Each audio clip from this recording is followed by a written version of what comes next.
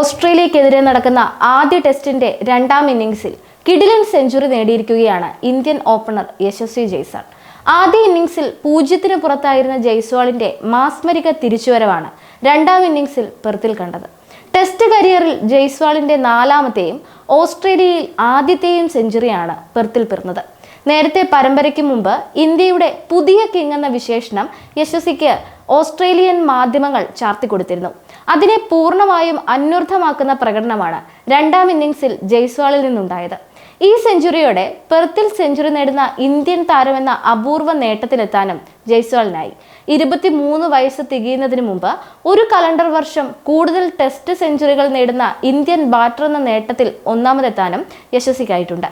സുനിൽ ഗവാസ്കർ, വിനോദ് കാംബ്ലി എന്നിവരാണ് ജയ്സ്വാളിന് മുമ്പ് ഈ നേട്ടത്തിലെത്തിയ ഇന്ത്യൻ താരങ്ങൾ. 6 അടിയിലെ ഒരു തകർപ്പൻ റെക്കോർഡും പെർത്തിലെ കിടിലൻ ഇന്നിംഗ്സിനിടെ ജയ്സ്വാൾ സ്വന്തമാക്കിയിട്ടുണ്ട്. ഒരു കലണ്ടർ വർഷം ടെസ്റ്റിൽ ഏറ്റവും കൂടുതൽ സിക്സറുകൾ നേടുന്ന താരമായിട്ടാണ് ജയ്സ്വാൾ മാറിയത്.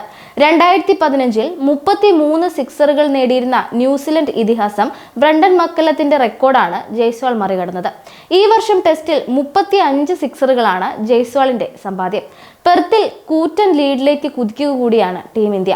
46 റൺസിന്റെ ആദ്യ ഇന്നിംഗ്സ് ലീഡ് സ്വന്തമാക്കിയതിനു ശേഷം രണ്ടാം ഇന്നിംഗ്സിനിറങ്ങിയ ഇന്ത്യ 3ാം ദിനം ഉച്ചഭക്ഷണത്തിന് പിരിയുമ്പോൾ ഒരു വിക്കറ്റിന് 275 എന്ന നിലയിലാണ്.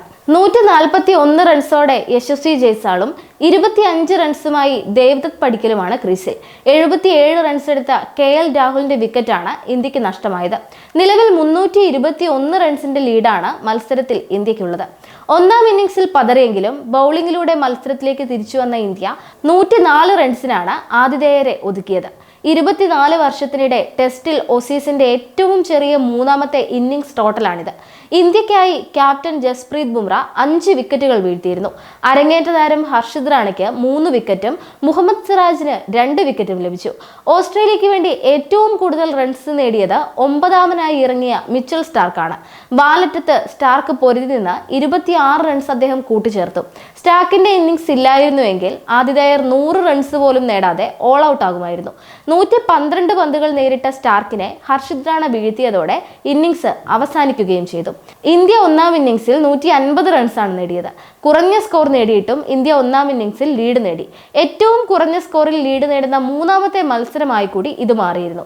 2002-ൽ ന്യൂസിലൻഡിനോട് 99 റൺസിന് ഓൾ ഔട്ടായിട്ടും ഇന്ത്യ 5 റൺസ് ലീഡ് നേടിയിരുന്നു.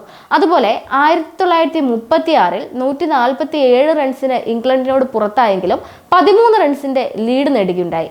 രോഹിത് ശർമ്മയുടെ അഭാവത്തിൽ പെർത്ത് ടെസ്റ്റിൽ ബുംറയാണ് ഇന്ത്യയെ നയിക്കുന്നത്.